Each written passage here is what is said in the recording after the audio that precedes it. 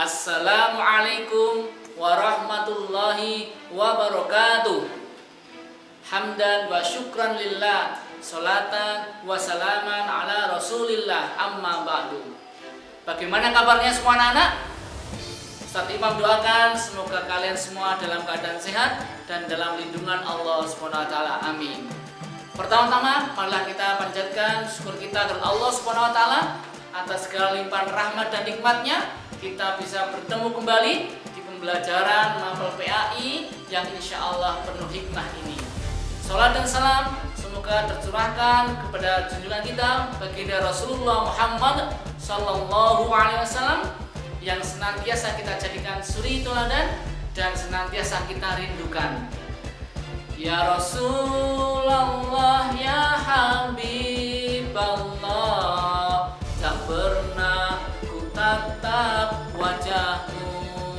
Ya Rasulullah, ya Habiballah, kami rindu padamu. Allahumma salli ala Muhammad, ya Rabbi salli alaihi wasallim. Anak-anak, Rasulullah Sallallahu Alaihi Wasallam salah satu Rasul yang diutus Allah di muka bumi. Allah mengutus Nabi dan Rasul yang wajib kita imani.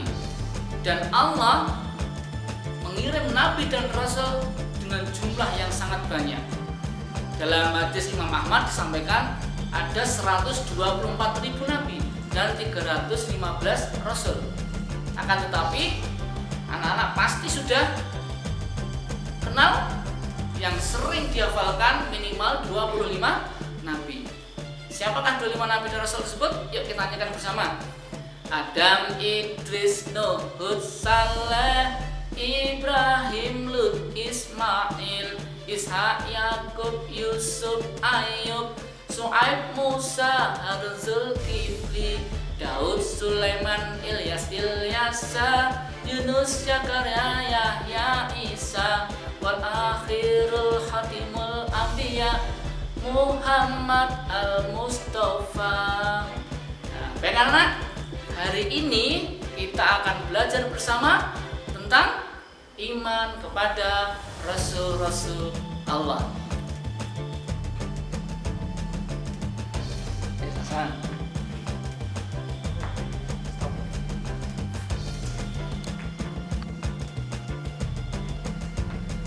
Mengapa kita harus beriman kepada Rasul? Kenapa anak-anak? Allah Subhanahu wa Ta'ala berfirman dalam Quran surat Al-Ahzab ayat 21, A'udzu billahi minasyaitonir rajim. Laqad kana lakum fi Rasulillahi uswatun hasanah. Jadi jelas sungguh dalam diri Rasulullah kamu dapatkan teladan yang baik bagimu. Nah, ini alasannya. Kenapa kita harus beriman kepada Rasulullah? Ada teladan yang baik. Bahkan Rasulullah Muhammad SAW dikatakan sebagai Al-Quran yang berjalan. Nah, baik anak-anak yang solihah dan solih, kita masuk ke sifat-sifat Rasul Allah. Seorang Rasul mempunyai sifat-sifat. Apa saja? Yang pertama adalah sidik, yang artinya benar atau jujur. Ya. Jadi anak-anak, mustahil kalau seorang Nabi dan Rasul itu mempunyai sifat yang khidib atau dusta. Tidak mungkin. Ini yang sifat yang dimiliki oleh Rasul yang pertama. Yang kedua, sifat yang dimiliki Rasul yang kedua adalah amanah. Apa amanah itu? Amanah artinya dapat dipercaya. Ya. Jadi seorang Rasul jelas pasti jujur. Ya, mustahil seorang Rasul itu khianat, tidak mungkin. Nah, ya. Sifat yang ketiga, anak-anak, apa yang ketiga? Tabligh, yang artinya menyampaikan. Ya. Maksudnya gimana? Jadi Rasul Allah itu, para Rasul, para Nabi itu ya, wajib menyampaikan risalah dari Allah yang harus disampaikan kepada manusia untuk dijadikan pedoman hidup bagi mereka. Nah, kemudian sifat yang keempat yang harus dimiliki oleh Rasul adalah fatonah, artinya cerdas. Seorang Rasul sudah tentu pasti cerdas.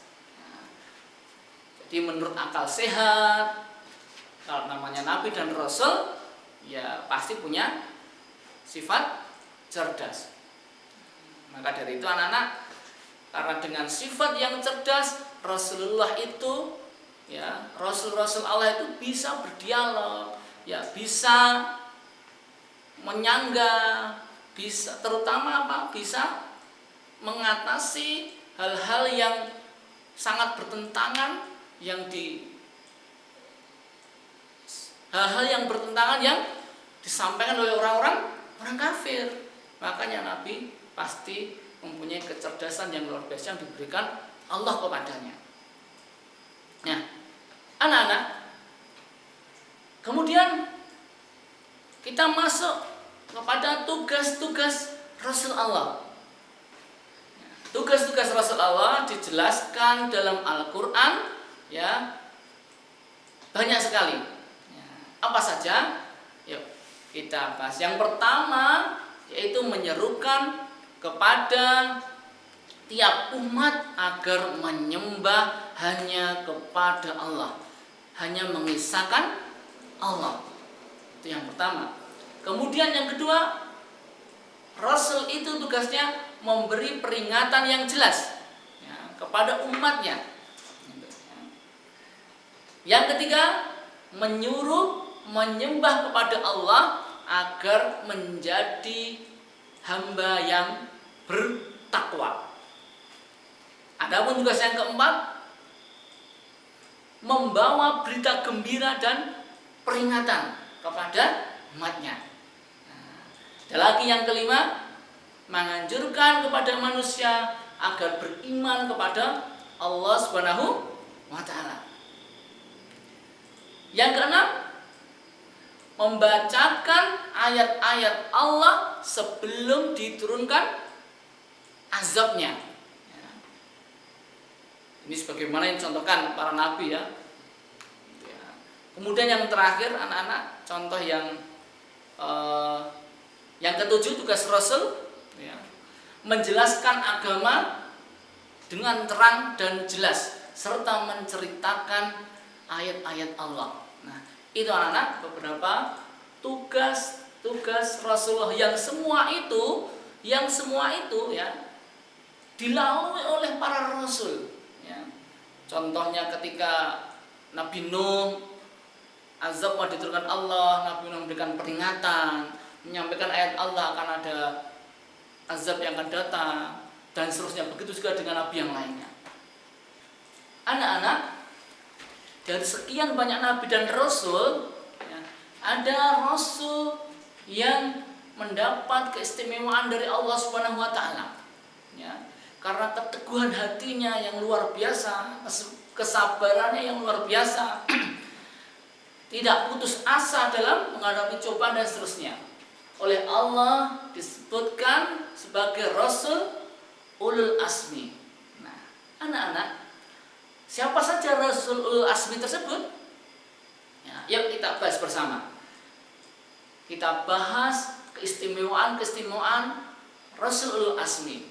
Yang pertama adalah Nabi Nuh alaihissalam, yang beliau diberikan keistimewaan oleh Allah, pengetahuan yang sangat luar biasa, pengetahuan yang bisa membuat kapal yang besar agar ia dan pengikutnya selamat semua dari air bah yang sangat besar. Kemudian yang kedua, Nabi Ibrahim alaihissalam ya, tidak hangus terbakar dalam api yang menyala-nyala ketika dilemparkan oleh Raja Namrud. Rasulullah yang ketiga, Nabi Musa alaihissalam. Beliau juga diberikan keistimewaan oleh Allah, ya, dapat membelah lautan dengan tongkatnya saat dikejar oleh tentara Raja Fir'aun.